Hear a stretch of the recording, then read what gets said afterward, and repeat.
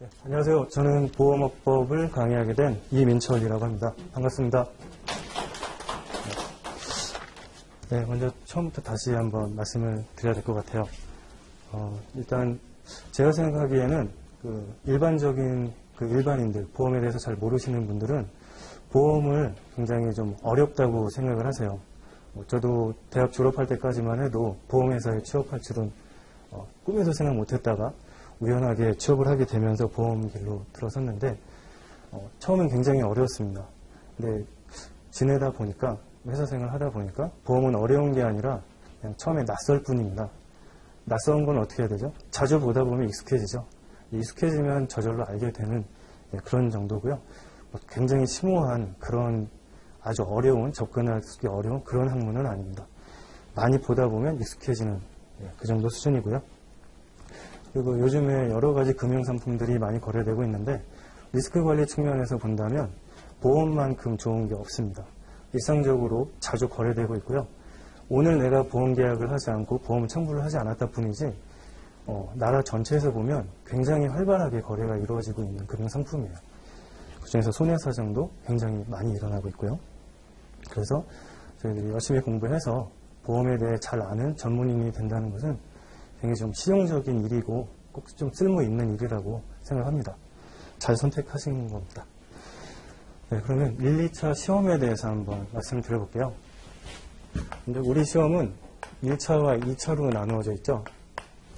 1차 시험은 객관식입니다. 그리고 절대평가를 합니다. 그리고 2차는 주관식 논술형이고요. 여기다 상대평가를 하게 되어 있습니다. 1차는 객관식으로 절대평가를 하다 보니까 합격률이 좀 높은 편이에요. 한 30% 정도 생각하시면 되고요. 10명 시험 보면 3명은 붙습니다. 그게 또 높지 않은 거라고 생각하실 수도 있는데 반면에 2차 시험은 논술형에다가 상대평가까지 하고 있거든요. 이게 좀 힘들죠. 그래서 10% 정도 생각하시면 됩니다. 여기서 통과하신 분들 중에서 2차 시험을 보게 되면 한 10명 중 1명만 손해사정자가 될 수 있습니다. 10%가 낮다고 생각하실 수도 있고요. 높다고 생각하실 수도 있는데 한 변호사 시험 합격률이 한 50% 정도라고 해요. 이것보다 높으면 그럼 변호사 시험이 더 쉬운 거냐? 그렇진 않죠. 공부 양과 준비 기간이 상당히 차이가 있습니다. 어쨌든 한 10% 정도 합격률을 보이고 있고요. 그래도 요즘에 오징어 게임은 한 명밖에 살 수 없잖아요. 이거는 한 320명에서 340명 정도를 매년 뽑고 있어요. 오징어 게임에 비하면 굉장히 반대하죠. 여기서 다 살아남으시길 기원합니다. 그리고요. 그래서 제가 생각할 때는 1차 시험에서는 좀 요즘에 가성비 많이 따지잖아요. 시간을 좀 효율적으로 사용하셔서 딱 합격할 수 있을 정도만 공부하시고요. 2차 시험에 모든 영혼을 갈아 넣으셔서 지독하게 다시 고3이 된 것처럼 공부하시면 충분히 합격하실 수 있다고 생각합니다. 그럼 이제 보험업법에 대해서 한번 말씀드려볼게요. 제가 맡은 보험업법은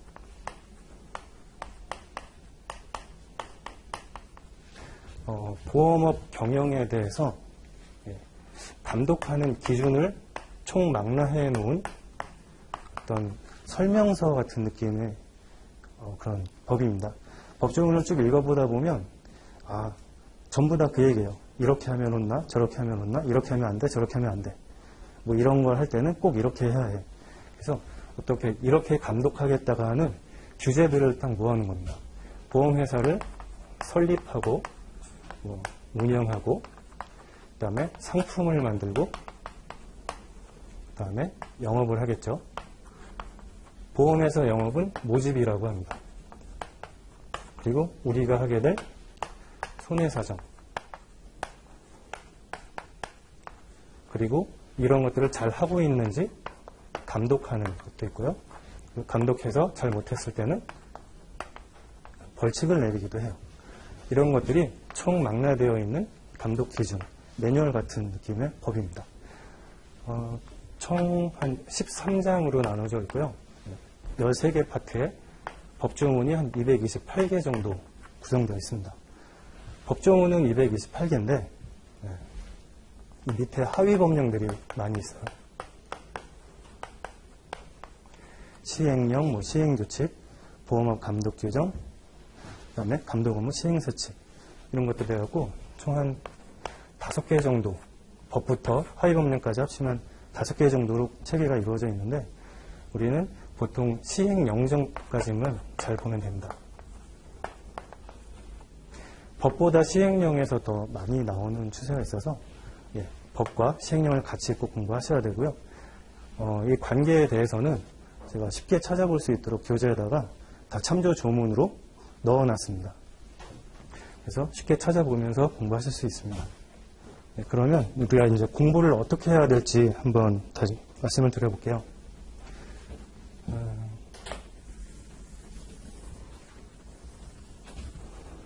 제가 좀 생선을 좋아해서 생선으로 좀 비유를 해서 해보겠습니다.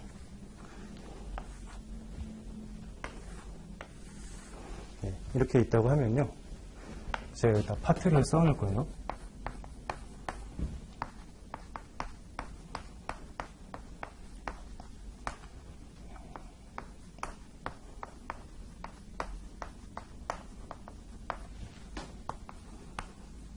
이게 그 보험업법에 있는 각 파트의 이름입니다.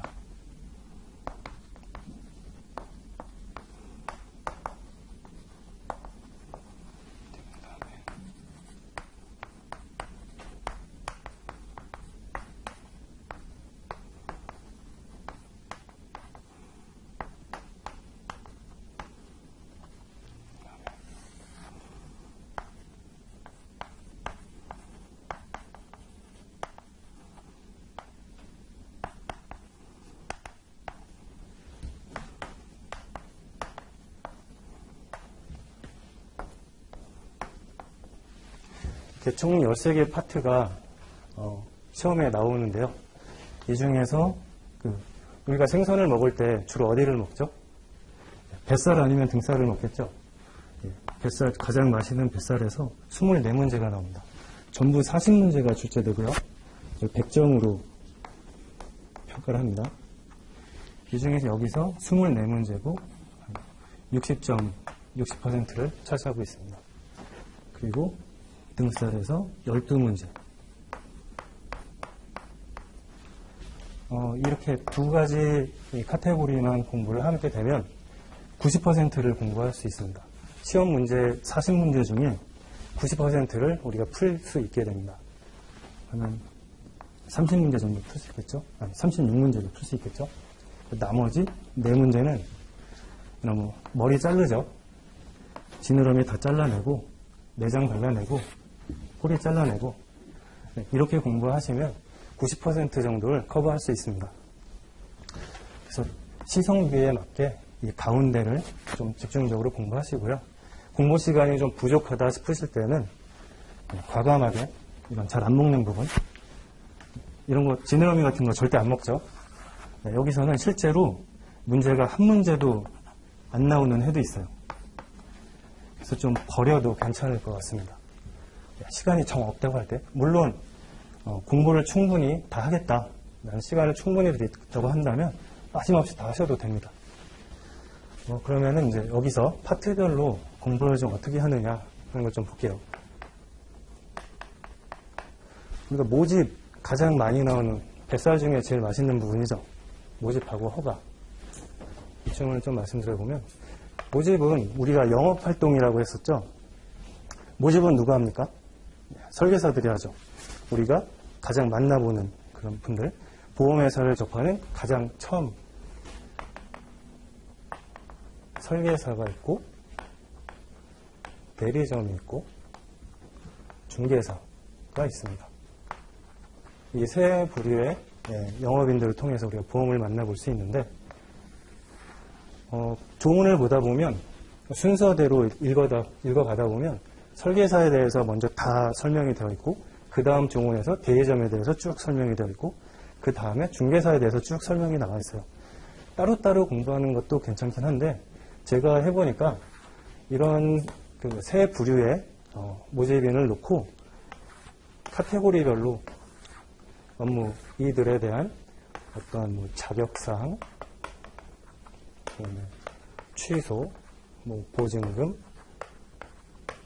그다음에 뭐 등록 수수료 등 이런 거를 쭉 비교해 가면서 서로 비교해 가면서 하면 좀 더 쉽게 이해하고 좀 더 기억에도 많이 남는 걸 경험했습니다. 그리고 허가 같은 경우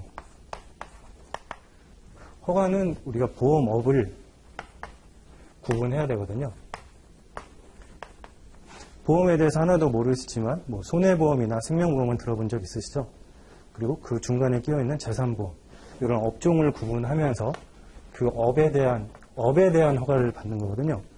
보험회사의 설립에 대해서는 상법에서 설립 허가를 받는 회사를 설립하고 그 다음에 특히 상호회사에 대해서만 보험업법에서 규정이 되어 있습니다. 때문에 허가를 공부하실 때는 이 업 구분을 잘 해서 공부하는 방법이 있고요. 그 다음에 여기 법 조문 개수가 허가 같은 경우에는 잠시만요. 허가 같은 경우에는 한 11개 조항이 있습니다. 11개 조항을 공부하시면 이 중에서 한 3문제 정도 나올 거예요. 이렇게 되면 한 3개 정도 공부하면 한 문제가 문제로 나온다. 공부할 만하죠. 네.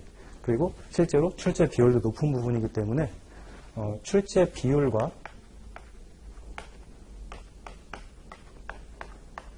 조문의 개수를 좀 비교해보면서 출제율이 좀 높다 하는 부분을 좀 중점적으로 시간을 많이 할애해서 공부하는 전략을 세워보시면 괜찮을 것 같습니다.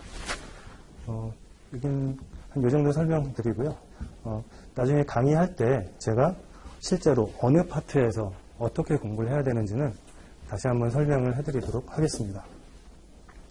네, 이상으로 설명 마치겠습니다. 감사합니다.